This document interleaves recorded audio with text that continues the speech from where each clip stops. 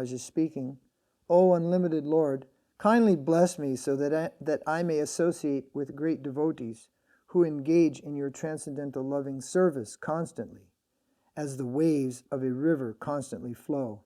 Such transcendental devotees are completely situated in the uncontaminated state of life. By the process of devotional service, I shall surely be able to cross the nescient ocean of material existence, which is filled with the waves of blazing fire-like dangers. It will be very easy for me, for I am becoming mad to hear about your transcendental qualities and pastimes, which are eternally existent." Purport. The significant point in Dhruva Maharaja's statement is that he wanted the association of pure devotees. Transcendental devotional service cannot be complete and cannot be relishable without the association of devotees. We have therefore established the International Society for Kṛṣna Consciousness.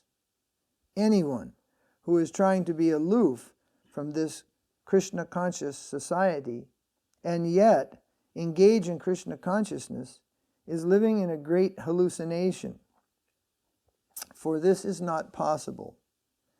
From this statement by Dhruva Maharaj, it is clear that unless one is associated with devotees, his devotional service does not mature.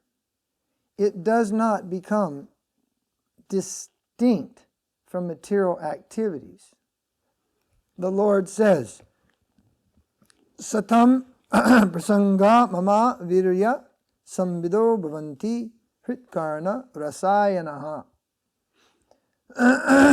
Only in the association of pure devotees can the words of Lord Kṛṣna be fully potent and relishable to the heart and ear. Dhruva Maharaj explicitly wanted the association of devotees. That association in devotional activities is just like the waves of an incessantly flowing river. In our Kṛṣna Consciousness Society, we have full engagement 24 hours a day. Every moment of our time is always busily engaged in the service of the Lord. This is called the incessant flow of devotional service. So there's more purport. Maybe we'll stop here for a few words. The 24 hours engagement in the Lord's service has two levels, two planes of existence. One is as we know it here in this world, as we see in the life of the practicing life in Kṛṣna consciousness. 24-hour engagement in the devotional service of the Supreme Lord. And the other 24-hour engagement is the aprākṛta-līlā of Kṛṣna, which has a cycle which is divided into 8 divisions known as aṣṭa-kālīya-līlā, and it is consistent, without break, throughout the 24 transcendental hours of a day in Goloka Brindaban. It goes from the day into the evening, into the night, and back into the day. And service is rendered 24 hours. That is called aṣṭa-kālīya-līlā.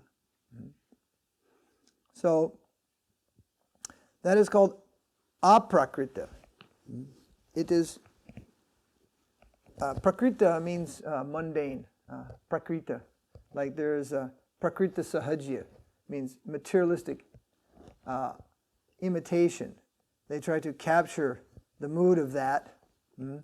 with mind and senses that are materially contaminated. They try to capture that and draw it into the form of meditation, or draw it even into the form of practicing, like doing things which are supposedly aṣṭa-kālīya-līlā related. That is called aprākṛta-līlā. Sahajya means to imitate, to capture in an imaginative way. And generally the imagination is done with the mind. But the mind cannot reach to transcendence any more than your elbow. The elbow is made of so many material elements, and the mind is also a material element. It is not soul proper. Even intelligence is one of the aṣṭa-buddhi, the 8 material elements. So mind, intelligence, senses may be engaged. We can engage this elbow, rolling chapati, cooking, scrubbing. We can engage all these material surroundings. We can engage it in Krishna's senses, but we cannot capture the plane of Krishna's eternal pastimes with this material mind. So the sahajiyas, they imitate or they try to capture that and bring it down to their level. So prakrita sahajya, not just sahajya, prakrita sahajya. And the taste of the rasa is called prakrita rasa. It is actually material. It is contaminated. Again, all that is sweet, it is not nectar. So then aprākṛta. So the material conception prakrita and aprākṛta, when we say aprākṛta, it means the transcendental. Aprākṛta rasa means the transcendental rasa. Aprākṛta-līlā means the transcendental lila. So that is saying. So this aprākṛta-līlā, Krishna's transcendental pastimes throughout the sections of the day cannot be imitated here in this world. So we engage in the 24-hour service of the Lord here in a different way. And as I mentioned the other day, that also begins early in the morning with the waking of the deities. The waking of the deities corresponds to the waking of Kṛṣṇa. In the forest in Brindaban known as Nidhi-band, when the pastimes of the day enter into the evening and enter into the late evening and the midnight hours and into the wee early hours of the morning, they come around and they settle at Nidhi-band. We call that the sleeping temple. In Brindaban, anyone who has been on Parakram there has probably entered Nidhi-band. You walk past the wall of it on the way to Radharaman temple. It's that big wall, if you're familiar with the area. And the only thing in there is a little temple with a reasonable sized bed. And no deity is there. No deity is there. And it is taken care of during the day. I don't know exactly the puja that goes on there, but there are some pujas and so forth that go on there. But in the night, nobody is there. And the whole place is walled and the gates are shut. And the rumor of the Braj is, whoever stays in there at night will become mad. So no one is allowed to go there at night, and it is closed, and that is the place where Radha and Kṛṣṇa and the Shakis, where they conclude their evening pastimes. And then there is some rest. And that is the last pastime. It is rest.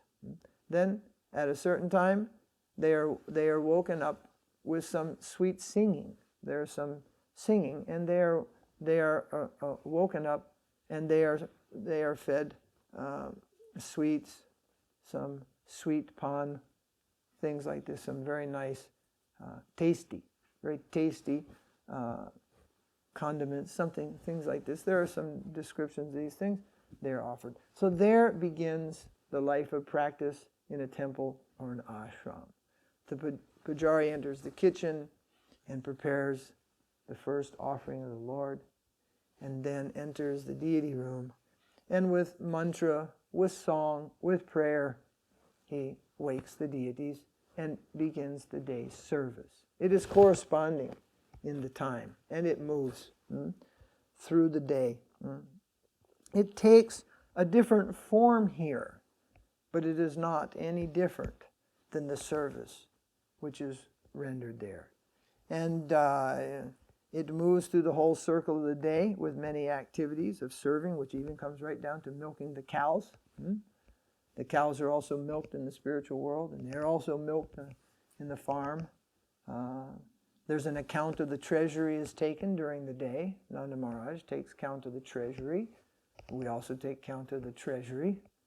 These things are non-different, actually, than the pastimes of Kṛṣna. And they are given to us within a reasonable reach of our present capacity, our present state of conditioning.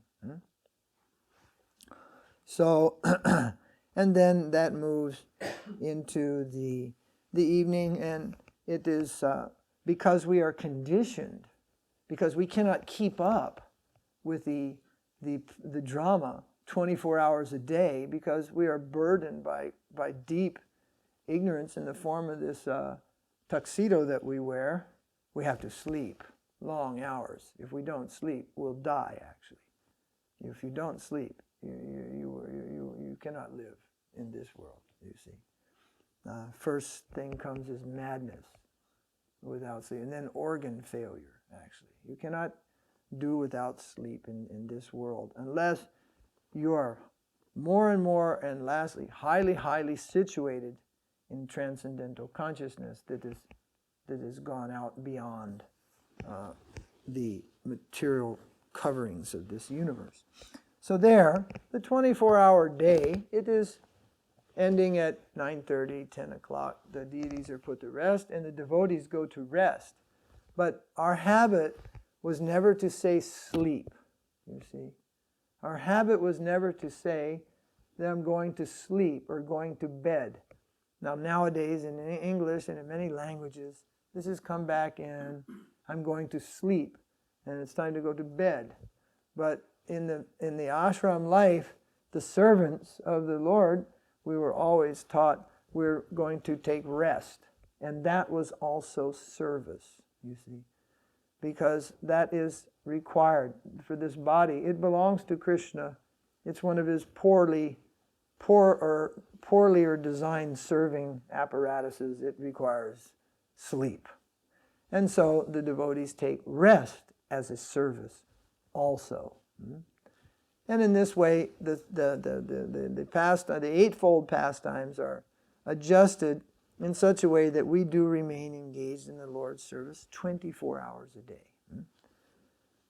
Whether or not and how anyone takes rest in the spiritual world is debatable. There is certainly no mode of ignorance there. So no one sleeps as someone sleeps here. Sleep here in this world means forgetfulness. But in the spiritual world, sleep is also divine. It's not like there's a little slot of ignorance there that they enter into for some time. Sleep is also divine there. Here in this world, anger, jealousy, lust. These are the great kam, krodh, lobh, lust, anger, and greed. These are the enemies of self-realization. But in that world, they are very high platforms of spiritual achievement, spiritual anger, spiritual greed, spiritual lust. They are high expressions of love, anger in love, greed in love, lust in love. Here, those higher things that are there in the spiritual world, they have taken on some shadow reflection. They are just the opposite. What is the lowest thing here is the highest thing there, you see. The lowest thing. In this world, humility is about the lowest quality in an individual that you can find. Nobody, when you grew up with your family and you were sent off to school, did your parents ever tell you, Now, Johnny, be humble. They always sent you out, Mary, Johnny, whatever your name, be proud.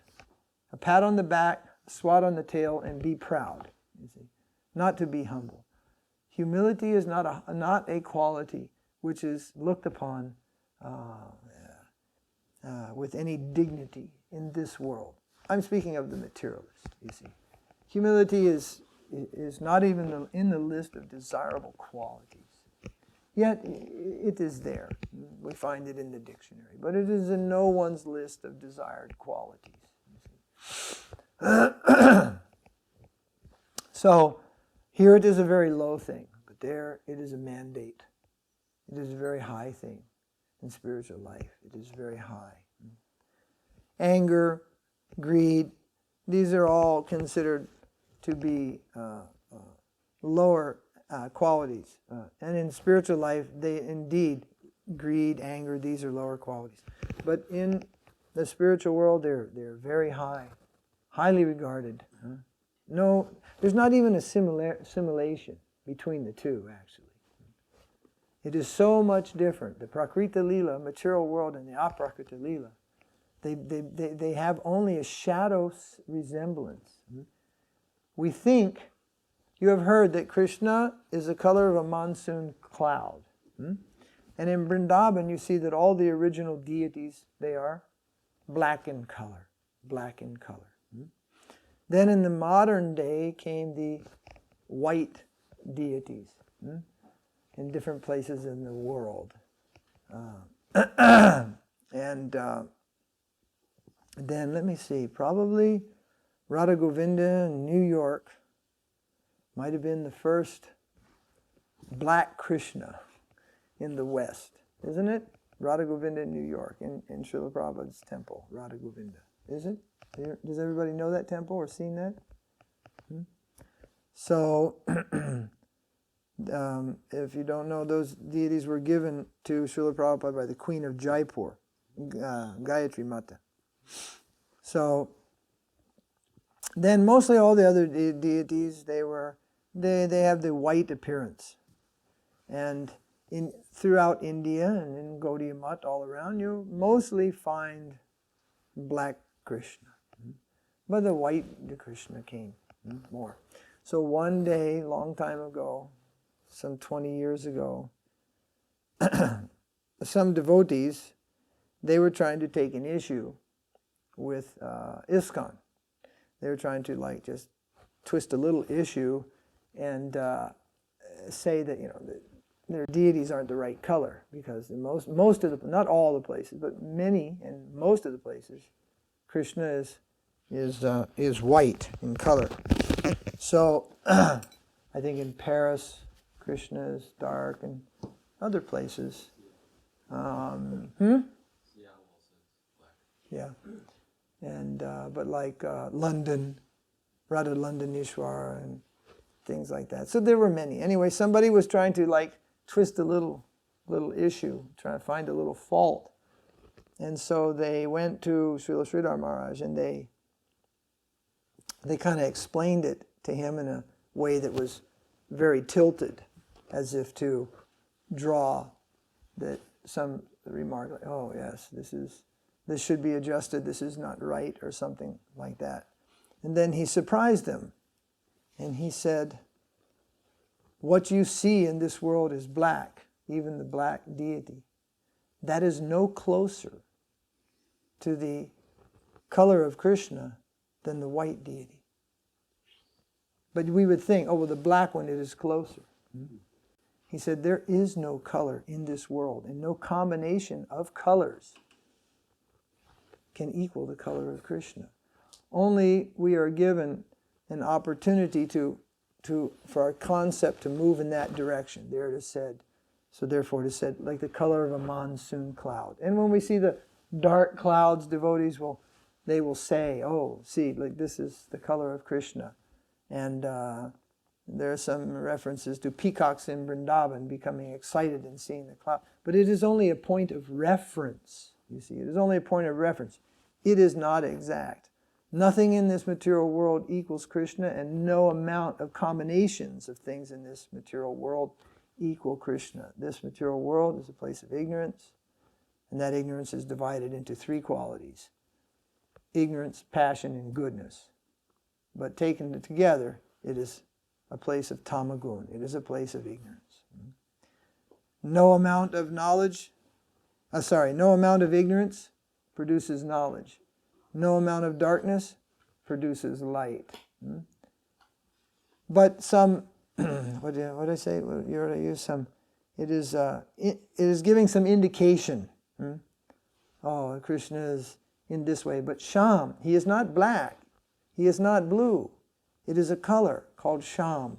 And it is not seen anywhere in this material world. Even in the most beautiful gems, they do not surpass the complexion of Kṛṣṇa. So some indication only is given there. Now, what was that?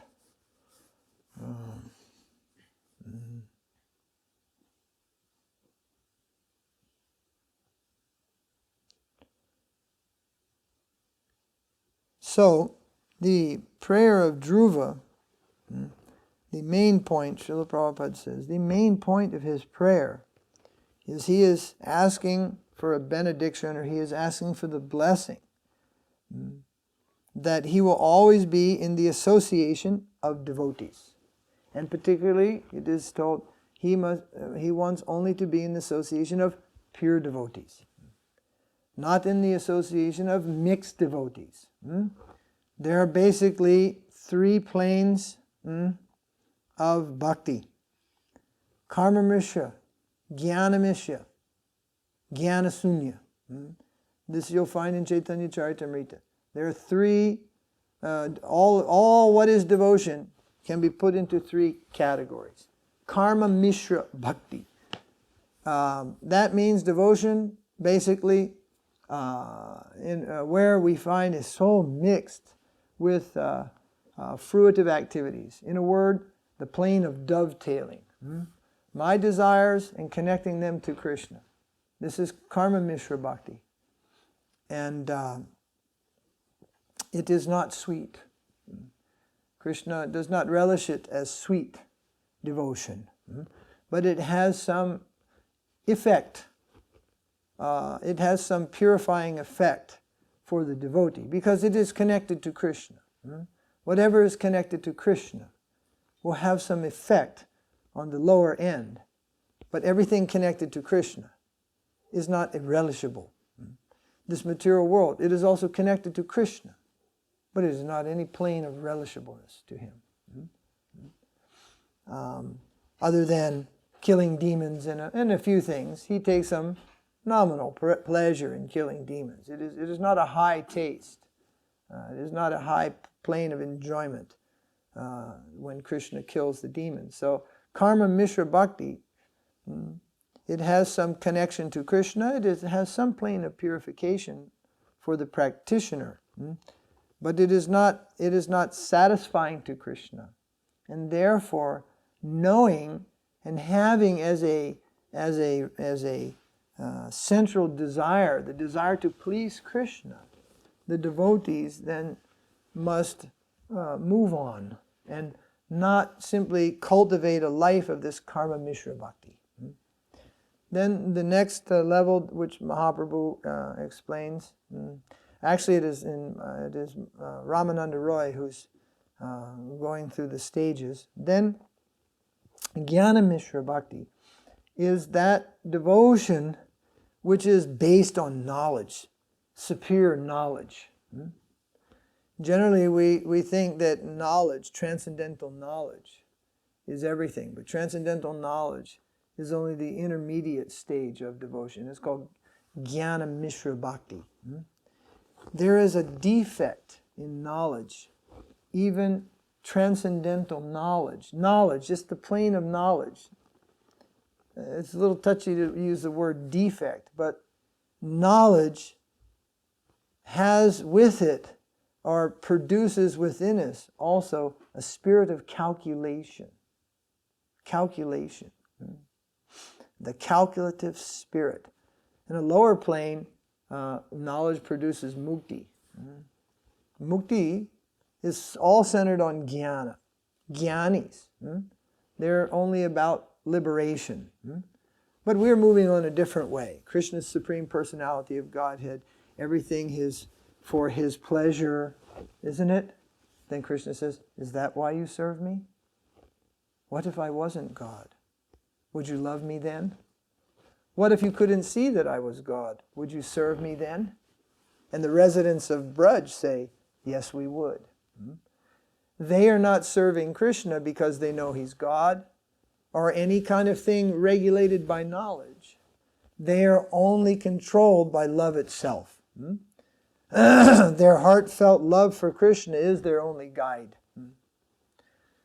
Not because they know He's God, not because they don't offer food to Krishna because they know it's sinful not to offer food to Krishna and eat bhoga. That's not why they offer food to Krishna.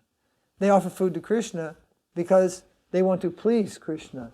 They are in such a plane of life that they cannot eat. It's just like when a loved one dies or leaves this world. Can you eat? No. You don't feel like you can eat anything, you see. It is very difficult to eat. Even when a great Vaishnava leaves the world and we are to honor him and take prasadam. And if we know that person closely, it is hard to swallow, even to make the swallow. So they have such love for Krishna that unless Krishna is eaten and fully satisfied, they cannot eat. They cannot even swallow. So they don't offer to Krishna because they know it's sinful, not to. They offer to Krishna out of love. So that is called Jnana Sunya Bhakti. Their devotion does not depend on knowledge. It is free from any impetus created by knowledge. So where are we? We should be far away from this karma Mishra Bhakti. And we should be crossing the plane of this Jnana Mishra also. And we should be focusing our gaze into the plane of love. We should find our motivation to do things out of love and not out of just knowledge because it says so in the scriptures. The scriptures say that you should associate with devotees, and here Prabhupada is telling, he has created his society for this purpose. And anyone that thinks, I don't need this, and lives away from that, is in a hallucination. Now what does that mean? Well, what is ISKCON? What is it? Is it a corporate structure? Or is it something else? It is the association of devotees who are gathered for one purpose, Krishna consciousness. Wherever we find that, that is the real ISKCON. That is ISKCON. It's not the corporate structure. It has nothing to do with the bank or registration forms or any of these things. It has to do with the assembly of devotees for the purpose of pleasing and serving Krishna under the parampara guidance. Wherever that is ISKCON. So, but here's a rule. And he says you must associate with devotees. So sometimes we find that devotees associate with devotees, but they don't like devotees actually. They only do it because it's said you have to. You see? So then that's Jnana Mishra Bhakti. But when you really want to be with devotees, and not because it's said so, what if it's not said so, that you should have Sadhu-sanga? Well, then you could never make advancement to get to the point of spontaneously just wanting to be with devotees, you see. You could never get to that point. So therefore, we are told 1,000 times over, Sadhu-sanga, the association of the Vaishnavas. This is necessary for the cultivation of Krishna consciousness. It is so valuable that we are better situated in an assembly talking about Krishna, in some assembly, than we are alone reading about Krishna. Both are taken, but if you had to give up one and only have the other, then give up reading alone and only be with devotees. That is more valuable. Because Krishna, we should feel how I will bring Krishna. Just like every time I have to fly on an airplane alone, I don't know if I'm going to make it through the sky. This might be the one. And here I am, a big non-devotee up here, all alone. But if there's a devotee with me, any devotee, if there is a devotee of Kṛṣṇa with me, I'm actually more relaxed on the plane. When I'm up there alone in the sky at 36,000 feet, I just get a little sketchy about the whole thing. This might be the one that goes down. But when I'm with a devotee, I feel quite safe about the whole thing. So, excuse me, we know that the devotees are dear to Kṛṣṇa. Kṛṣṇa protects his devotees. Kṛṣṇa lives in the hearts of his devotees. So in this way, we want to be in the association of devotees. But we should not mistake that it's all the same, devotees. If actually we're assembled with so many karma Mishra bhaktas, we won't be able to draw out the taste, the sweet taste of pure devotion. It is not possible. The purport of all acharyas means, Sadhu-sanga means pure devotion. Pure devotees. We must take association in the line of pure devotees. So, pure devotees are very rare. In the higher sense, pure devotion is very rare. It is not easily achievable. It is not to be found everywhere and anywhere like a bread box, you see. It is more difficult to find. So, I hate these machines, I tell you. They're an eternal disturbance. It was nice once when devotees went to see Krishna Das Babaji to record his bhajans, and they heard he did bhajan at Imlital all night long. So they went in there, and they... actually, it was Bhakti Bringa Govinda Maharaj when he was a Ayodhyapati in like 78 or something. They went and it was in the evening, they heard Babaji stayed up all night at Imlital and did bhajan. So bhajan means, let us do bhajan means kol and kartals, right? So they went there to record some bhajans. And he got up on his bed, it was a long room. He sat on his bed, he looked around and he said, "No disturbance. Put away, put away." He pointed the tape recorders. He said, "Tonight, no disturbance." He called the tape recorder a disturbance. No disturbance. Only bhajan. No disturbance. Clicking, shifting, no disturbance. Then, so the devotee said, "Gee." So they put the tape recorders away. And then he sat on his bed. It was winter. And he wrapped his chadar and he got his beads. And he looked at everybody. And then he started, Hare Krishna, Hare Krishna, Krishna Krishna, Hare Hare. And he started a very soft and melodious japa. And after about an hour, a brahmachari came in. There was one light bulb in the room, and there was a bed at the other end of the room. Brahmachari came in, turned off the light, got in his bed, and took rest. And the room went pitch dark, with a teeny window and a door, with a night, ekadasi, night. And at 3:45, the devotees left to go back to Krishna Balaram temple. Most of them during the night just keeled over and slept in their chadars on the floor. And Bringa Govinda Maharaj managed to stay awake the whole night. And Babaji just sat there and chanted japa all night. That was his ekadasi bhajan. No singing, no any of these things.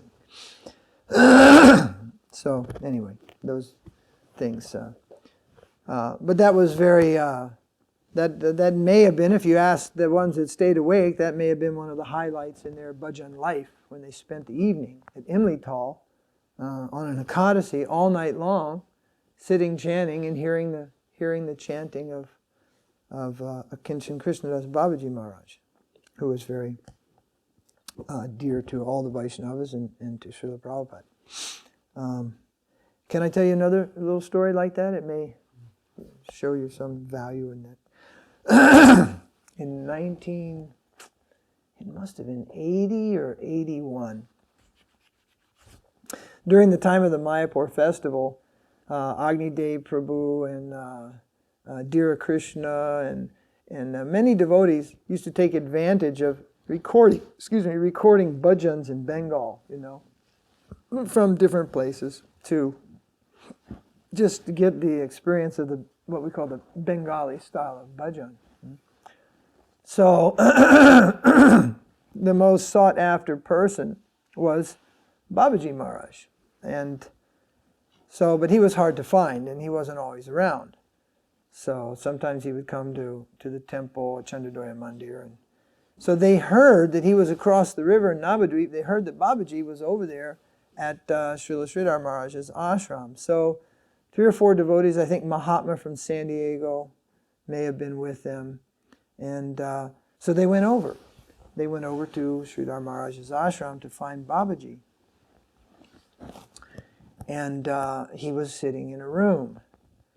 And they came in, offered obeisances and everything, and they said that they wanted to record some kirtans, some bhajans. So the devotees that had the tape recorders, they were taking them out and wiring them up. And as it was going, and then he just said, "You chant! You chant!" He shouted out just very short like that, "You chant!" And dear Krsna says, he said, that was a Sabda Brahman instruction. I mean, we just grabbed our beads and started Hare Krishna, Hare Krishna, Krishna Krishna, Hare Hare, Hare Rama, and just intensely chanting. And he was like angry, again coming just with the machine. "You must chant," he said. "You must chant. Not this, you chant." And it was immediate. And they all were chanting japa, and they just put those machines away, and then he started to smile, and he had everybody chanting japa, so he let that go for a while. And then he just stood up and he goes, "Come! Come!"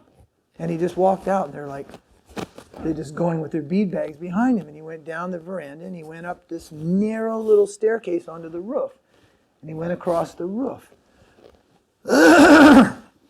And he went ahead of them, and as they were coming across the roof, he used to run a lot. He was real short, and he would run. He ran across the roof, and as they were coming, he opened this curtain. And there was this chair, this old-time chair with a high back and arms, and sitting in that chair like this was Śrīla Sridhar Maharaj. He was sitting on the side of his chair. And the devotees knew something about who he was, and they had seen him once when he came to see Prabhupada, but they didn't think you could ever see him. It was just, you couldn't. Even you could go to his temple, you couldn't see him. And Babaji just this curtain, and it was like a deity darshan or something. There he was. So they immediately just went down and paid their obeisances, and then they got up. And dear Krishna Maharaj, he remembers this very fondly. Babaji went and stood behind Śrīla Sridhar Maharaj, and he was just looking and smiling as they crawled up close, and then he said, "Listen! Listen to him!" And then he just sat back and just smiled like this. He is the one who brought the first devotees from the general group of devotees to see Śrīla Sridhar Maharaj. So in Babaji's little shouts, actually there's a lot of deep Bhagavat Katha. We must listen carefully. And this is not all just about recording, catching others. We must catch here, the recorder of the heart. We must record the sound vibration in our heart, and we must allow that to take charge of us and come out ourselves. We must chant purely, not just record purely. We must also reverberate that purely. And we must hear very attentively from those who are situated deeply in the plane of pure consciousness, that they can guide us. So it is true, and it is there on hundreds, thousands of pages in Prabhupada's books. We must associate with pure devotees. So everyone who is Prabhupada's disciple, they are doing that. They are doing that. They keep saying the same thing over and over again. Sadhu-sanga, sadhu-sanga. So there's an order of things. The first order of things is if we can associate with our guru directly and at any time, that is preferable. That is preferable.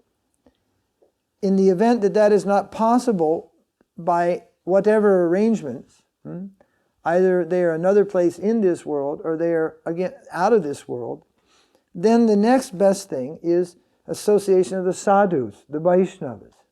Guru first, then sadhu.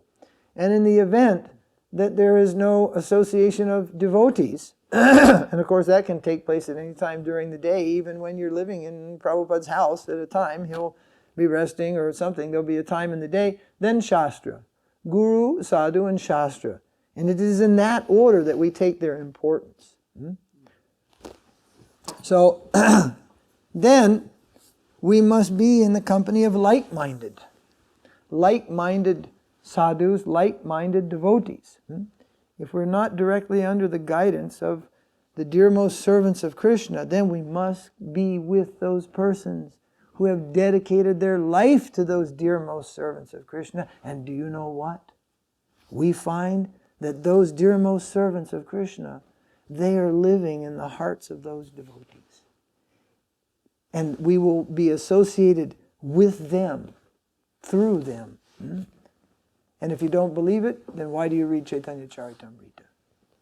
Because Krishnadas Goswami, he writes this all. He is the profound giver of Chaitanya-līlā in Chaitanya Charitamrita. And he is able to do this all through association of those who had the association of Sri Chaitanya Mahaprabhu. He becomes the biographer of Mahaprabhu's Leela. We are also, in the relation of Guru, we are also for this vicarious relation. Means not directly, but indirectly. By associating with their servants. By serving their servants, we will be connected to them. So, if we think we can live independent of association, then we are in a grand illusion. And if we do not take a proper association, what is a Vaishnava? Unfortunately, I have to say that the Sunday feast is the worst association, not necessarily about your Sunday feast, but overall, Sunday feast is the worst association you could seek on this planet. Because it's usually just a social event in most places. Just an event of talking and chit-chatting and showing up at prasadam and just a quick lecture and so forth like this. Conception is essential about everything, you see.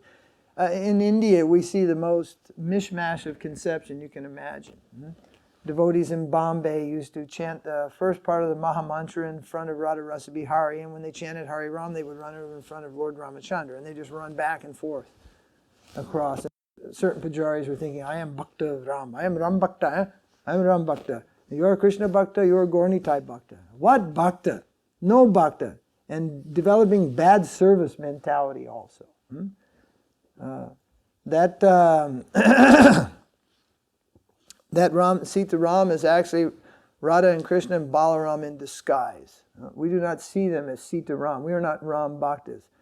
Because there are many Hindu Ram Bhaktas in Bombay, therefore Prabhupada wanted to establish the Sita Ram. Otherwise we have no connection to Sita Ram. What is our business with Sita Ram? Only to attract it as a preaching program. It is not a place of Leela. Of Sitaram. It is only for the preaching. So if devotees get carried away and think that chanting Hari Ram is, as the Hindus say, means Ramachandra, well, that is not a suitable conception for what their mantras coincide to and what they have taken initiation into. So conception is everything. So about that, there's one nice informative story. It has to do with the sannyas initiation of Mahaprabhu. So the place is Katwa, and the guru is Keshava Bharati. The mantra is Tattvamasi. That is the selection of Shankaracharya. Omitting Om, he has selected the mantra Tattvamasi, I am that. And this is the principal mantra for most of the sannyasis of the Shankaracharya Sampradaya. So the place is Katwa, the guru is Keshava Bharati, the mantra is Tattvamasi. So at a particular time, Mahaprabhu decided to accept sannyas. And early one morning, that night it became mystically known to Mother Sachi that Nimai was going to leave home and take sannyas. So she stayed all night and guarded the door. But when he came out from his room, she was frozen in time. She was frozen like a stone, and only hot tears streamed down her cheeks, and she could neither speak or move. And she just had her eyes shut. She could not bear the sight of it, and she couldn't say anything. And without a word, Mahaprabhu just exited the door, never, ever to return. And he ran in the dark, and he jumped in the Ganga, swam across the Ganga in the night, and ran 25 kilometers to Katwa. And he reached there in the early, early morning with the rising sun. He reached Katwa. So, as life woke up in Navadvip town, people would always pass by the home of Mahaprabhu to have his glance, to see Mother Sachi. And what they found was a statue standing in the doorway. And the devotees gathered there in wonder. And then she just told everybody, take whatever you like from this house. It is all meaningless here. It is all... She was just talking mad, become completely mad. And then the devotees finally could understand that Mahaprabhu is going to take sannyas. So several hundred people followed behind to stop that. And by the time they reached Katwa, Mahaprabhu had already approached Keshava Bharati with his proposal, and suddenly this mob arrived. It was several hundred, and by midday it was several thousand.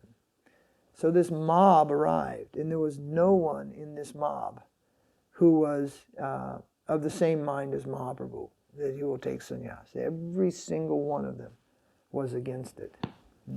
And it was a 3-day affair. And generally first there was some talk, and please come home, back to Navadvip. And then it became worse and worse and worse. And at a point, the people, they were threatening Keshava Bharati to break his ashram and burn it to the ground. If he gives sannyas to Mahaprabhu, they're going to destroy his ashram. So they were even making physical, almost death threats to Keshava Bharati. At one point, Keshava Bharati then told Mahaprabhu, you have to go and take permission of your elders. And Mahaprabhu just jumped up from his seat and started running again back to the Ganga. And then everybody just, no, okay, come back. In other words, the whole thing then began to focus on Mahaprabhu, like a child, that just is so determined for something. So they finally resolved, okay, you ask Mother Sachi and the elders of the town, and then you can take sannyas. Immediately he took off to run there, and they realized, no, come back, it is useless. You will simply go there and charm them. You can take anything from anyone. Come back. This is simply a waste of time. We'll be waiting for your return, and they will have given the permission. So finally it was resolved that Mahaprabhu would take sannyas, and then he would start kirtan and do kirtan. And then it was necessary to call a barber, because he has to be clean shaven for that. So they called a barber. And in India the barber has his kit, straight razor and everything. So they would quiet Mahaprabhu down in the kirtan, they would set him down, and then the barber would come to shave his head, and his hand was just going like this with a razor. And his hand would get right up to there, and then the barber would drop the razor and faint. And they would pour water on the barber and give him some smelling thing, and get the blood back in his cheeks and compose him. And Mahaprabhu would jump up and start dancing, and then they'd quiet Mahaprabhu, and they get the barber, and the barber would start again, and his hand would shake, and he would faint, and Mahaprabhu would jump up and dance, and it was a complete insane scene. It was going on into the second day. Finally, the barber composed himself with the help of all the devotees there to shave Mahaprabhu's head, and he had half of Mahaprabhu's hair shaved off. At this time, there wasn't a single person there that didn't lose their wits. And in the middle of that, Mahaprabhu jumped up and pushed the barber aside and led kirtan for several hours, dancing with a half-shaved head. He's chanting the holy name of Kṛṣṇa.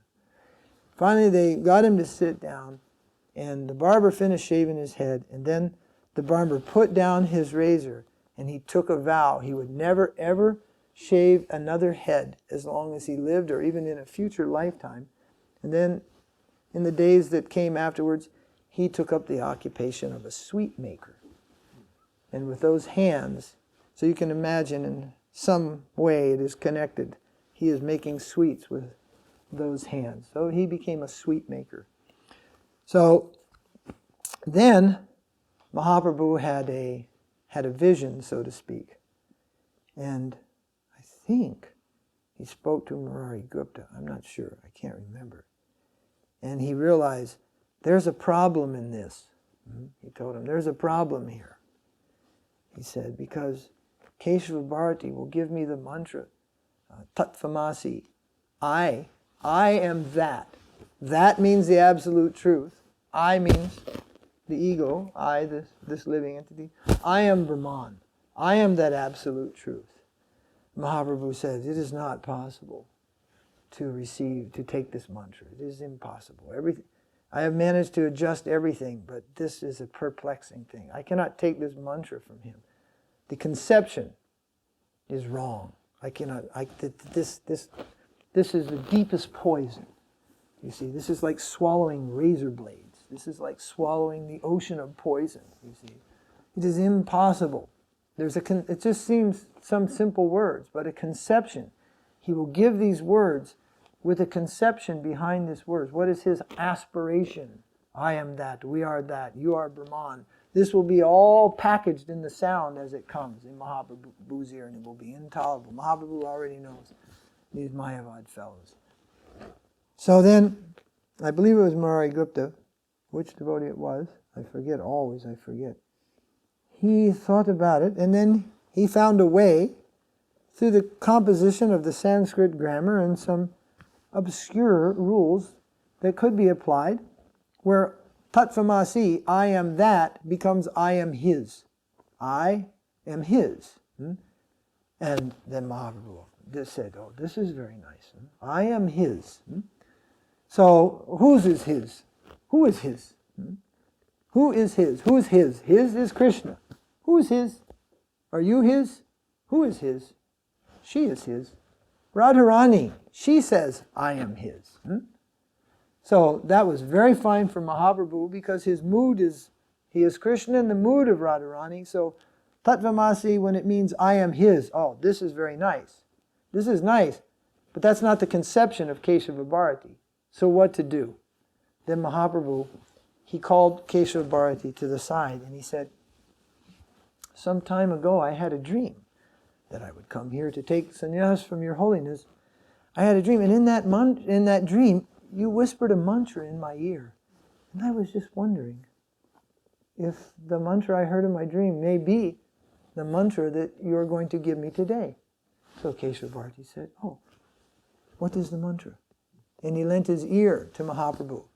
Then with the conception of service, the conception of Radharani, I am his, then he told Tattvamasi. And immediately Keshava Bharati fainted. And he was an instant Vaishnava. Actually, it's said he's aprākṛta. He's the incarnation of aprākṛta, who comes to take Kṛṣna away from Brindaban. So he plays the role when Mahaprabhu leaves Navadvip. And he was instantly converted to a Vaishnava and fainted. Then waking, he told, yes, this is the mantra I will give you. So, actually, Mahaprabhu did not take sannyas from the Mayavadis. He took sannyas from a Vaishnava. But first he created that Vaishnava. So, when he heard the mantra with the conception, yes, I am his, then Keshava Bharati was converted by the power of that to Vaishnavism, then Mahaprabhu accepted that. However, there has been sannyas, then Madli, Swarup Damodar, Gadadhar Pandit, and others, like madmen. They took sannyas in the weeks and months that followed. Some people say there is no sannyas in the following of Mahaprabhu. Then they haven't paid attention to Chaitanya Charitamrita, because like madmen, People were trying to find a way to take sannyas and join with Mahaprabhu from the very first day. So the conception is all important. However, the sannyasis today, they do not have this mantra, Tattvamasi, I am his. Because in the time of the 6 Goswamis, when this began to take more and more form, the mission of Mahaprabhu in the world, then this was not acceptable to the devotees. Mahaprabhu accepted, I am his. But the devotees of Mahaprabhu, they could not accept that mantra, I am his. So Sanatana Goswami, he came forth with yet another mantra for the sannyasis. Its meaning is, I am hers, not his. That is fine for Mahaprabhu to say, I am his, because he's in the mood of Radharani. I am his. Do you follow? But who are we and who is he? Better yet, who is she? Who is he? What is he? Who are we? And they told, and who are they? Who were they? They were her servants. They were the Shakis, they were the Manjaris of Brindaban. They had come along when the divine couple came together in one form. They also, these Braja people, they also came. And those Goswamis were gopis. Oh, they are not his, they are hers. So they gave this mantra, this what we call sannyas mantra. They gave this mantra way back then. It was given. And it has come down to this time. Everything, there must be conception. Even in the mantra, even in the holy name, proper conception. Otherwise, blank mantra or aparad mantra. Krishna is absolute, none different than his name, but not when a Mayavadi chants it. It is a poison, milk, touched by the lips of milk, touched by the lips of a serpent. What is the lips of the serpent? It means the conception. So the Mayavadi conception, the Sahajiya conception, all these things, they become distasteful and poisonous to those who have the capacity to taste what is pure devotion to Krishna. So proper conception in Sadhu-sanga is necessary. If we only create an association of lower conception, that sangha doesn't go anywhere. It just goes around and around in a pathetic circle. It always has to keep an upward, like this. The air goes up this thing here. It goes up. We always have to keep that upward flow going. Or where that light can come down to us. We cannot seal ourselves in a neophyte association. You see, you can't leave the bhaktas to their own.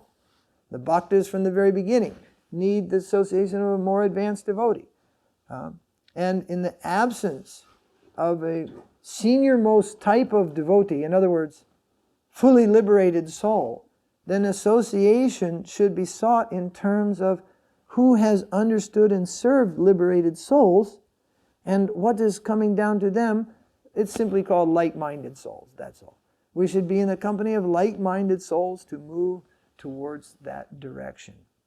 And there, in that sangha, more and more direction will come down to us. That is also a secret about the sangha.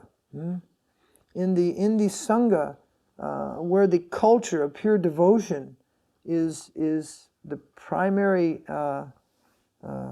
goal, it is the central focus, then the Lord is drawn towards that. And we make progress there. But if the association is tilted downwards towards lower levels of bhakti, which are mixed up with material consciousness, then that cultivation does not help us and does not assist us in progressing in Krishna consciousness. And therefore, you will even feel, you will find devotees will say, we're stagnated. We just don't feel that we're making progress because that little thing is slipped away. Keeping the goal in sight and keeping heading upwards. So this is a wonderful community, what I've seen here in this valley. It's tops. It's funny, you all have a reputation of living out in the wilderness where but this is beautiful, and what everyone has done here in terms of facilities and things, it's quite incredible. And that school that I visited it must be one of the tops, if not the tops also. And I've seen that schools often are the single greatest binding force in a community. But that does not mean that those little toddlers are going to deliver you pure devotion. You see, it's just a great necessity of this world, and it's a tall achievement in this world to establish such a thing. But there are more important things that a community has to be built around, and it's not even a temple. Actually, it's not a temple. Temple facilitates the thing that a community must be built around. And again, it's not even the devotee so much. Like which Maharaja? That's not what it is either. Some are charismatic, some are uncharismatic, some are learned, some are unlearned. It's not even like a Maharaja, but it is a conception. There is a conception, a siddhanta, and that's what communities have to be built around. And that siddhanta is usually then what brings forth a temple, and which then also brings certain type of not type, but certain devotees, and it's a conception. And it's not just the conception that your proof of your love for me is demonstrated by your cooperation. That is there. That is like a social siddhanta conception amongst of the God brothers and God sisters. But there is a conception that has existed all the way back to Mahaprabhu. What is the religion of Mahaprabhu? The religion of divine love. The conception of that and the proper method in dealing with that. That has to be the nucleus of any prospering spiritual community. Not really anything else. If there are communities, I've seen them, they're together only because of the school. There are other communities, they're there because everybody is independently wealthy. All these are vulnerable, super vulnerable. In fact, they're getting split in half as we talk because they're not of a unified conception. On a lower level, yes, Kṛṣna is God and all these types of things. And Prabhupada was liberated soul, and Prabhupada is a founder Acharya, and there are many things. They all agreed on that, and somebody just entered and split the thing in two. Why? Because on a higher level, either there was no conception or no unified conception. You see, so a unified conception is the nucleus of any spiritual community, and that nucleus may be this big or this higher, whatever. However, there are different levels of that. But if we are disunited at any level, then we are vulnerable to be separated from one another. And if we are united, then more or less, but we are invincible. To that degree that we are united in conception, we are invincible. And this isn't a making it up as you go along. It is already established for centuries. And Śrīla Prabhupāda, I mean, we saw, and it is amazing, that yesterday I listened to Ram Dass in the evening. It was late in the evening, and we were talking. And as those who are, you were introduced to him, he's a disciple of Śrīla Bhakti Pramod Puri Maharaj, who was in charge of the mandala. But he first came in connection with Prabhupada when he was 6 years old. Getting it back to Godhead, taking it to school, having friends, finally discovering a temple. And in that Southern California, he knows some of the oldest. He knows Shruti, who's in L.A. He knows all Karandar. He knows what is his name? Vishnu Jan's brother, Ribhadinandan Swami. He knows all the devotees of that age, and served in the BBT warehouse when he was 15, and up and up and up. And this complex thing, and as he was telling me his story in Krishna consciousness, it there were many beautiful things in that story, and then I just realized, because I preach a lot also about the importance of Srila Bhakti Siddhanta, because it's something that needs to be understood in order to keep the Gaudiya family in its proper line. What was our Param Guru's contribution and what Prabhupada gave in relation to that. It's so very important. And I don't think that I ever forgot how great Prabhupada was, but sometimes it's just like this place, it's beautiful, but some days just really take the cake. It's just really beautiful.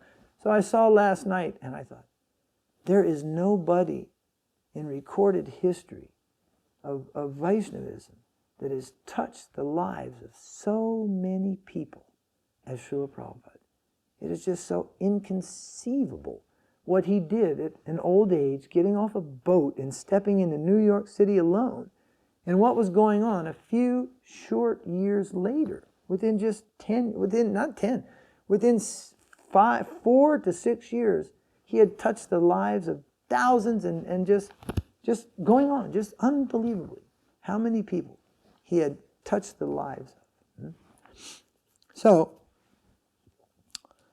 he was touching them not just with his personality, who he is in this world, and not just with so many external arrangements, but he came with nothing but a book, a kartals, and the holy name. These are the only three he had: a book, he had the Bhagavatam, kartals, and the holy name.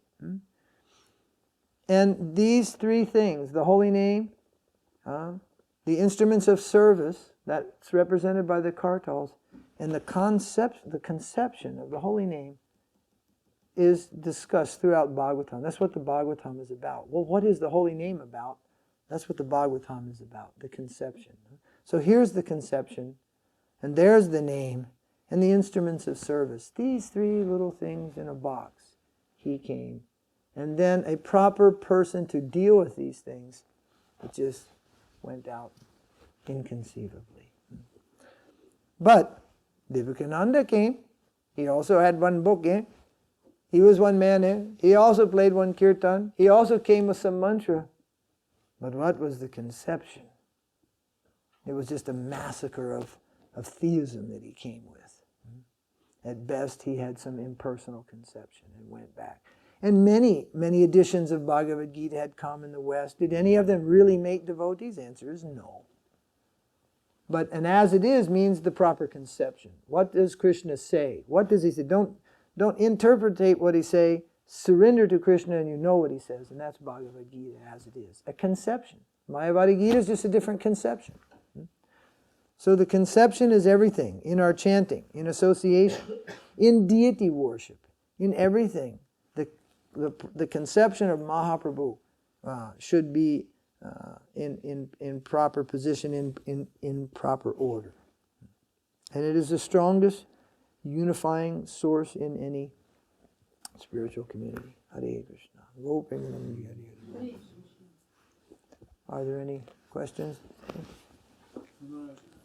I wanted to clarify this karma Mishra Bhakti. Because, as I understand it, a person has some God-given talents, right?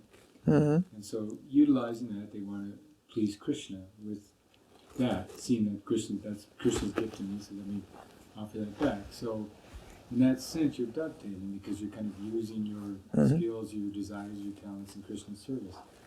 So, but it sounds like you're describing that as karma Mishra Bhakti. That is. And what's the karma Mishra is, you said it yourself, they want. What if Krishna doesn't want? He doesn't want your talent. He doesn't say, give me all your talent. He just says, surrender to me. So what happens is, a devotee asked me, he came, he had many talents. Because he was older already, he was like 40, he was already skilled, he was already educated, he was already experienced.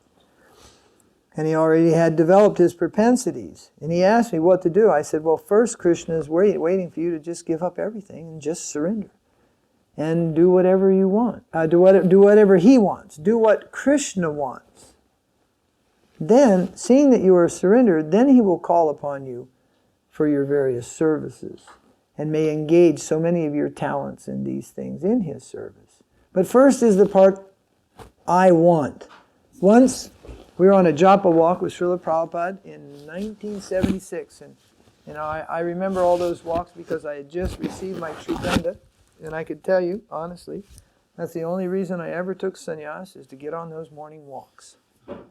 Because unless you were a GBC or a sannyasi, you could only show up there very, very rarely. And I figured it out. If I can just get me one of these big sticks, then I can just be there. And I can just go into Prabhupada's room. I thought, whatever it costs, whatever you got to do. Or a photographer. Or a photographer, yeah. I couldn't figure out that. I figured the bamboos were cheaper than the camera, so I'll go for the bamboos, But so I took advantage of that. I didn't wait. After that, I was right there. I was pretty shy and timid, so I didn't just take the opportunity to go in Prabhupada's room, but morning walks, I was right there on all of them as much as I could.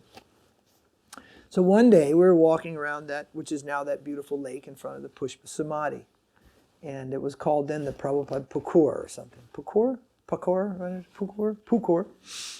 So we were walking around then. It was just, 4 mud banks and a muddy lake beneath. But it was a nice walk around. He would do a couple, 2, 3 rounds and then come back to the temple. And so at that time, there was a god brother from Africa who had come. He had been the head Bajari in Nairobi. And he had come there before us. And his name was Sharma, and he was an American black-bodied devotee who had been in the Marines, so he was a very strong person. And there was, out by where the Goshalas are, there was a little patch of banana trees. It was called the banana patch. You would walk past it on the way to the Goshala. So he had moved out there and was living in a little hut. And he was chanting 120 rounds a day. He was worshiping Tulsi once in the morning, once in the evening. And he would show up once a day after finishing his rounds at the Prasadam hall, and he would come around the back, and whatever was available, just as the pots were going to be cleaned, in other words, it was 1 scoop away from being given to the cows, he would take a leaf plate of prasadam. And if nothing was there, he would fast. And he wouldn't say a word, he wouldn't ask anybody. 120 rounds a day, worshiping Tulsi, taking prasadam, and he slept 2 hours a day. That was his program. Then, at a time, he decided to just live on the bank of the Jalangi. And he went down to just live and chant and everything on the bank of the Jalangi. But as there were some people always moving along the river, he found it a disturbance. And then, I don't know where that tree was, but he got the bright idea to live in a tree. If he could live in a tree on the bank of the Jalangi. Sounds like a poem, doesn't it? Live in a tree on the bank of the Jalangi. So that was his bright idea. If he could live on a tree in the bank of the Jalangi and chant 120 rounds a day, this would be non-bhajan, whatever. At the same time, Prabhupada was building that long building. He came out of his room at least 3 times a day to look from whatever he could see from there and survey the progress of this building. And this was before the festival.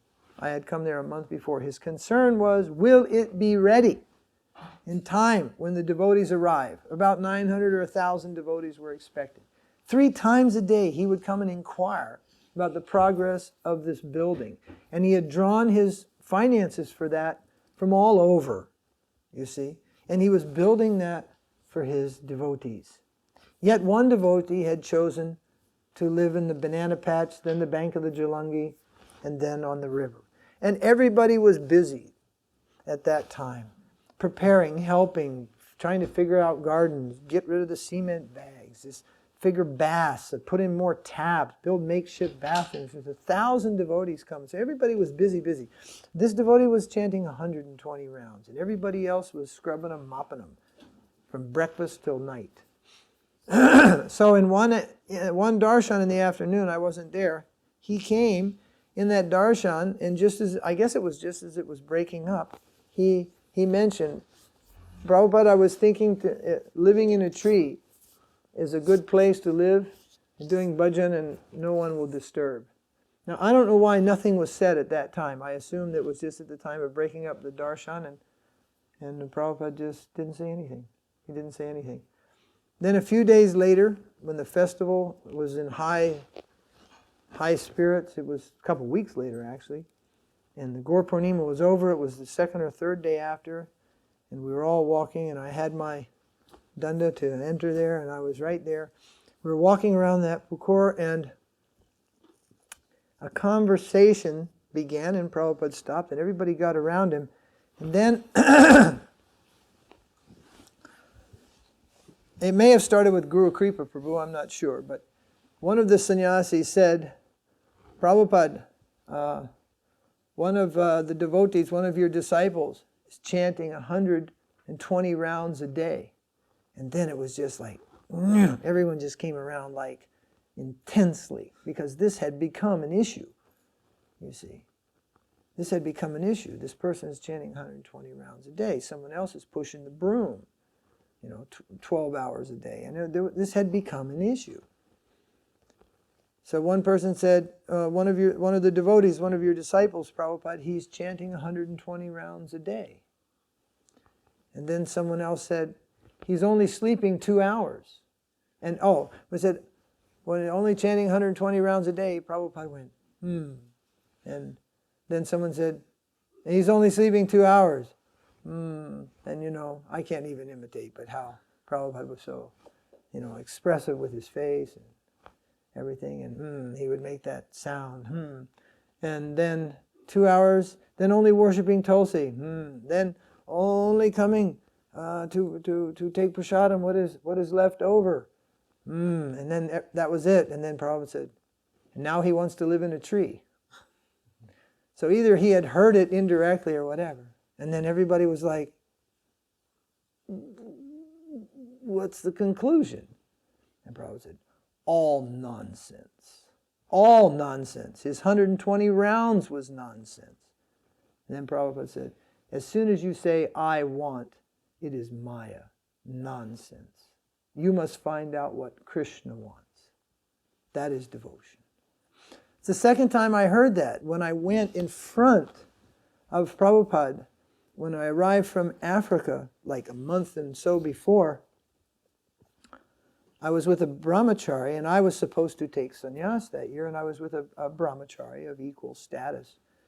And he also wanted to take sannyas, and we were sitting with Prabhupada, and we had collected some money, donations, and we gave it to Prabhupada. And there was some talk, and then just at the end of our talk, the brahmachari who was with me said, Prabhupada, I want to take sannyas. And I kind of like shivered. I just got a shivering feeling, I don't know why, but that's not a bad thing. Then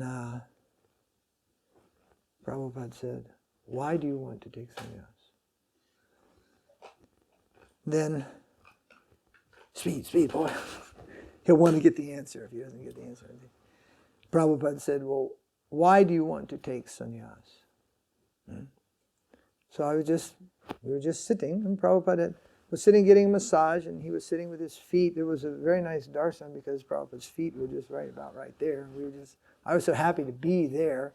I'd have traded my sannyas for those 2 lotus feet at any time. But and Prabhupada said, why do you want to take sannyas? And then he said, it is my desire, Śrīla Prabhupāda. And I just went, ouch. I just knew that there could have been a lot of better answers. Even I hate women would have been a better answer than that, and that's not a good answer, but it would have been better than it's my desire. And then Śrīla Prabhupāda just closed his eyes like he would in one intense moment in a kirtan or bhajan or Bhagavatam class, and his brow wrinkled, and he put his head a little to the down, and his head moved, and then with half squinted eyes he said, we must find out what is Krishna's desire. And that's all he said about it. And then he closed his eyes and he became silent. we offered our obeisances, and we went back to find out what was Krishna's desire, to engage in service. So, you rope somebody in. They're a carpenter and they live over here and they're a nice person. You're building a temple and that's their skill, and you rope them in. And that is their first engagement. You're dovetailing that, you see. But now you're a devotee of 30 years or 20-some years. We're supposed to be beyond this. We only do it because it's our propensity. You see, we have to look towards Kṛṣṇa, my Lord, what do you want of me? Whatever you want of me, I am prepared for that. If my skills are rubbish to you, they are rubbish to me. Srila Bhaktisiddhanta was a par excellent astrologer. But he did not encourage astrology. It's particularly for the sannyasis. And once he experienced in Bhaktivinoda Thakur that Bhaktivinoda Thakur preferred some apparently inferior calculations. You see? He had calculated the titis and everything for all these things in astrology so accurately, he proved that Bhaktivinoda Thakur, the charts that he followed, his calculations were superior. Bhaktivinoda Thakur followed that one, Joshi or something. You remember his name, Ramdas? Do you know his name? It's mentioned in our books. There was this famous Bengali astrologer, and Bhaktivinoda Thakur followed those calculations. And Saraswati Thakur actually was a superior astrologer. But astrology is all about calculations. So he presented a chart, more accurate chart for Bhaktivinoda Thakur. Bhaktivinoda Thakur preferred to follow what he had been following all along. At that time, basically, Srila Bhaktisiddhanta retired the calculations, even of astrology. And it is written in his biographies that he then used to say throughout his life that the intuitive calculations and the habits of the pure devotees are more valuable for us than even the so-called most accurate calculations of this world, whatever we can make. So we do not need to, we should not just approach Kṛṣṇa according to our God-given talents. These God-given talents ultimately cannot satisfy him if they are absent of love. Kṛṣṇa says, with love, first love. With devotion, offer me fruit, flower, water, and I will accept it. And the purport is, without the love, without the devotion, Kṛṣṇa will not accept the fruit, flower, and water. He doesn't accept fruit, flower, and water.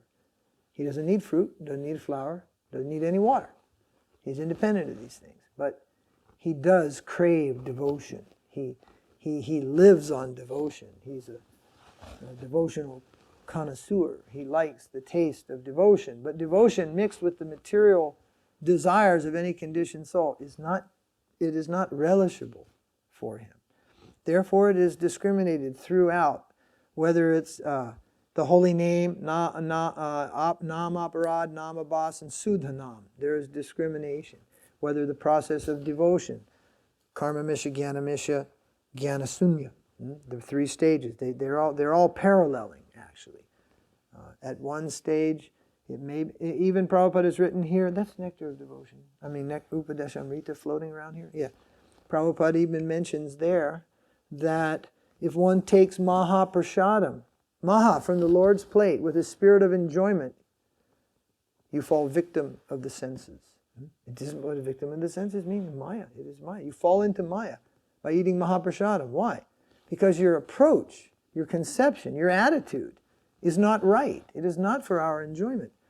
I remember once Hari Sari Prabhu was Prabhupada's servant, and he just came out of his room with a big silver plate in Brindaban and I was just right there. Maharaj, thank you. Hare Krishna.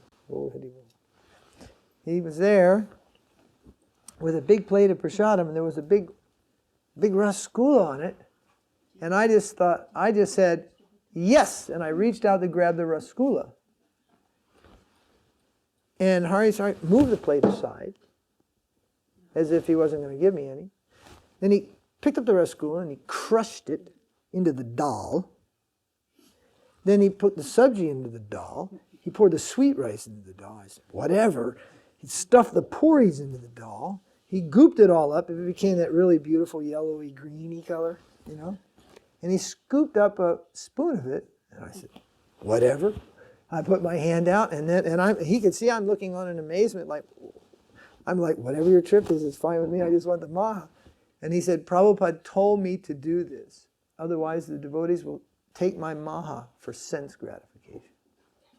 Now, that wasn't always in vogue, but I saw it there in 1976. Dhanabats Maharaj, Hari Bol.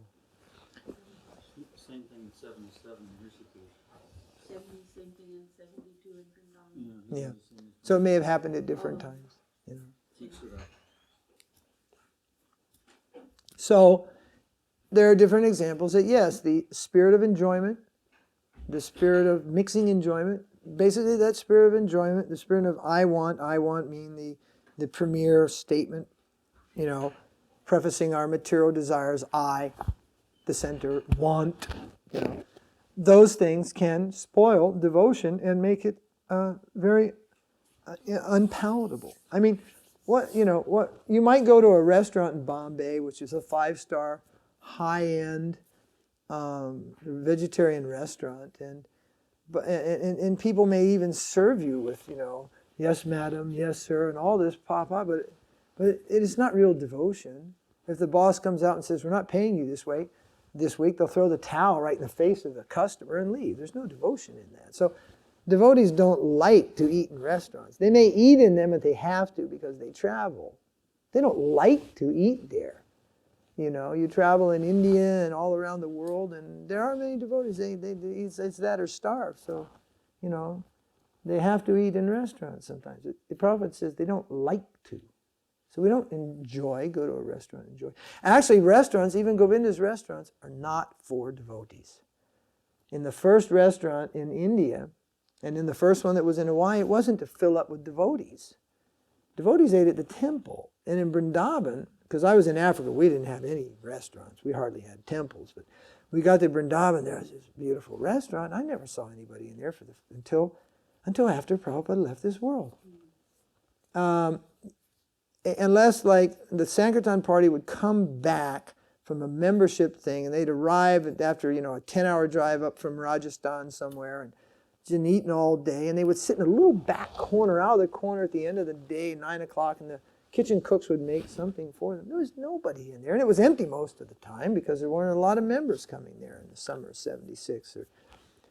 And then at that 76 Mayapur Brindaban festival, for the helping the economy of the temple, Śrīla Prabhupāda told Ganarnava, who was Ganarnava, Sarabi, Akoyananda, I forget, there were the three there, told them they could set up a lassi stand outside. And then when they, well, should we offer the lassi? Prabhupada said, he paused for a minute, he said, you have tulsi leaves which are offered to the deities.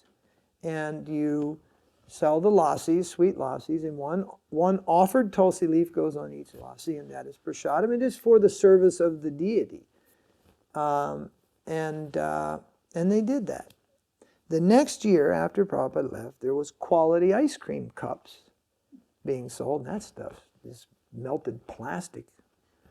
And there were no tulsi leaves, and it wasn't offered either. It wasn't offered, there were no offered tulsi leaves on it, and plus it was quality ice cream cups. And from then on, till now, there's more people in the restaurant in Sundar Artik than there is in the Artik, especially in Kartik. And it even got to the point, one year I was there was mock barbecued chicken. I can't understand why you eat that garbage any time. And in the last place I want to be remembered of that filthy, stinching stuff is in Brindaban, and they're making mock barbecued chicken. And, you know, well, how do I know? Because I had been drawn into the restaurant to talk to some devotees, and I was sitting talking, and they said, Maharaj, what do you want? Oh, I'll take what everybody else has. And all of a sudden there's this plate, and everybody's eating and looking at me talking, and somebody says, Maharaj, it's getting cold. And I said, okay, and I went, I spit it out on the plate. I couldn't believe it. And I went to the cook, and I said, what is this? And he says, it's authorized by the GBC. And I went, and it went bang on the floor, and everybody looked, and I was very angry, very angry. Why do we have to do this? You know, such a horrible thing. So from draw some income to the deities by offering their tulsi leaves and a pure thing like milk, lassi, and it must be offered, and it's only at the time of the festival. In a restaurant that we never ate in, it went all the way to, mock chicken and God only knows beyond. You see, so that is not prasadam.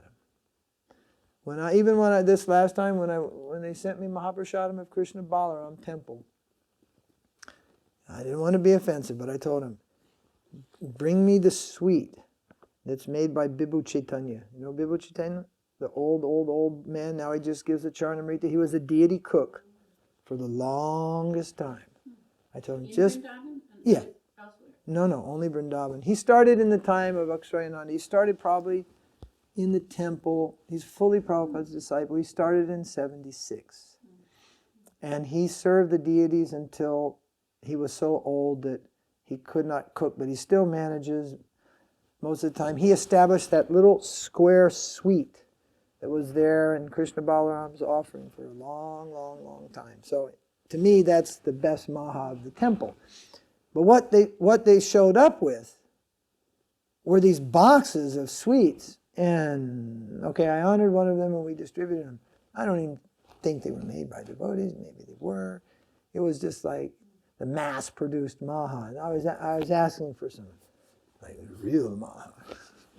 So there are many considerations. Once Rameshwar Prabhu told Śrīla Mahārāja, we're distributing cookies. We're distributing cookies all over the world. And he asked, what is the destination? What is the next life? What will they get from this? Because LA had this big cookie machine going on and the tables. But the fact is, if you know the cookie business, it wasn't even offered. And maybe it was offered, and it was like, at a time, most of the people were not even, they weren't anywhere near Brahmins following the principles of devotion and purity. They were the other end of the fringe community that's not even following, and they're cooking, and then it's not even offered, and then the whole thing's going on, and Rameshwar Prabhu was trying to extract that answer that if anyone takes prasadam, they will get human form of life in the next life. He was trying to extract an answer. And Śrīla Mahārāja told him, when he said, what will be their destination? We're distributing cookie prasadam. And his reply was, that depends. There is gradations of prasadam. Who has cooked it? Who has offered it? How much the Lord has relished it? Who is distributing it? Who has honored it before it has been given to us? There are many considerations, gradations. All is not one. Many gradations. And if you think about it, if Prabhupada gave you a cookie, I mentioned this the other day, and if somebody said, that wasn't offered, you go, oh yeah? That was super Mahaprasadam. You don't know. What is the value of the touch of that person, that devotee? Things like that. Everything influences. It's not all just one thing. So many considerations are there. And the one that spoils everything the most is the I want. And in preaching, what spoils preaching? Yes, something spoils preaching. Pratishta. Oh yes, there are gopis, there are manjaris, there are all these things, there are intimate pastimes. And if we carry that message to the people, well, that's an offense. If we carry that message to the devotees, and our intention is just to capture them and capture the seat and get honor and get respect and become known as an acharya, it becomes an aparad. Even the highest plane of preaching may become an aparad if it is done in the wrong attitude. And these are almost verbatim words, what I have heard from senior devotees.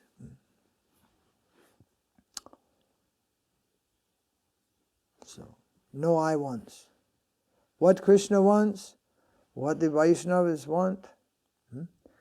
Jamuna was serving the devotees very nice prasadam. Yesterday everything was so nice, so tasty, nice service, all these things. And she was saying something about how to know, something about prasadam. Could you repeat that again? How to know? I'm not sure. Well, you were saying something. I was, sometimes different people were talking. I didn't catch it, but it reminded me of something. So maybe if I tell this, you'll remember if it was similar. Maybe it wasn't similar, but now how to know if Kṛṣṇa has accepted the offering? And the answer is, ask the devotee who's taking the prasadam. Now, everybody always says, this is nice prasadam, right? But this is not, it doesn't mean, ask the flatterer, but actually, who is really devotee, if he says, oh, this is nice prasadam, it is the proof that Kṛṣṇa accepted the offering.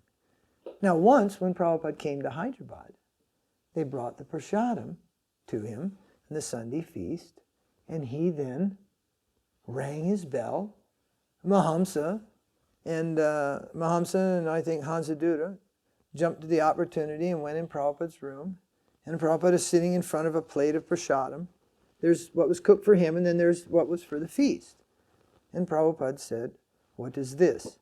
Now, just prior to that, when Śrīla Prabhupāda was coming, I stopped eating in the temple. I was a new sannyasi. I had a big argument with the authorities. I stopped eating. I was eating bananas and peanuts from outside, offering them in my room, because I told him, Kṛṣṇa doesn't eat this stuff. I'm telling you, he's not eating this food. This is ridiculous.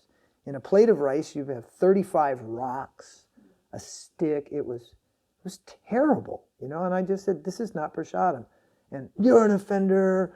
All this stuff is this whole thing. You puffed up young Swami. And so I just retreated in my room with bananas and peanuts. And I for 3 days, I went on strike, and I wasn't taking the prasadam. It was a big argument. Then Śrīla Prabhupāda was coming, everything was forgotten, and His Divine Grace came, and the world was transformed, and everybody was happy. And on the second day, Śrīla Prabhupāda asked for the prasadam, and then, as I told you, they entered, and he said, what is this? And they said, oh, prasadam, that's the prasadam for the Sunday program, Prabhupada. He said, prasadam? This is not prasadam. This is garbage, he said.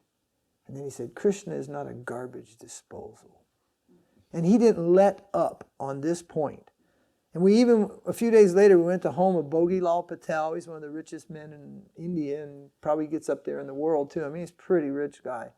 And he had a bungalow somewhere in Hyderabad. And we went there. And I remember Prabhupada sat at the head of the table right there, the long table.